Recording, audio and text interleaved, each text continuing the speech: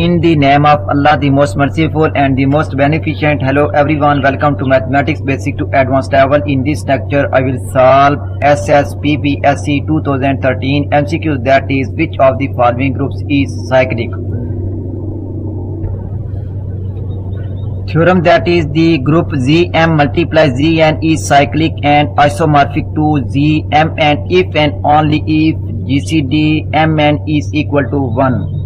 Here G3 multiplies G4 is the only group such that GCD of 3, 4 is equal to 1. Hence option C is cyclic, which is the required solution. If you like my lecture, then please subscribe, share, like and press bell icon for latest update on my YouTube channel. Thanks for watching my YouTube lecture. Okay, Allah Hafiz.